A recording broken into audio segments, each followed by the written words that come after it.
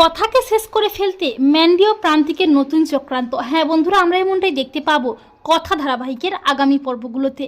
কথা, অগ্নি ও গুয়াবাড়ির সবাই মিলে জন্মাষ্টমীর পুজোতে নাচ গানে মেতে ওঠে। শেষ পর্যন্ত অগ্নিও কথার সাথে নাচ গানে মেতে ওঠে।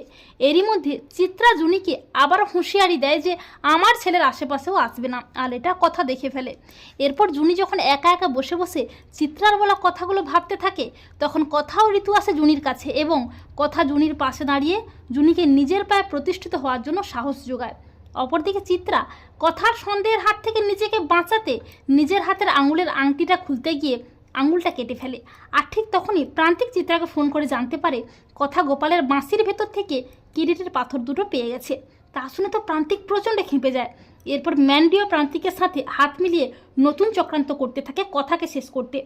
পরদিন চিত্রার আঙুলের কাটা দাগটা দেখে, অন্য একটা আংটি দেখে কথার মনে আরও সন্দেহ বাড়তেই থাকে চিত্রাকে নিয়ে। তো বন্ধুরা, তোমরা এটাই চাও তো যে কথা যেন চিত্রাকে হাতে নাতে ধরে চিত্রার মুখোশটা সবার সামনে খুলে দেয়? কমেন্ট করে এক্ষুনি জানিয়ে দাও তোমাদের মতামতটি।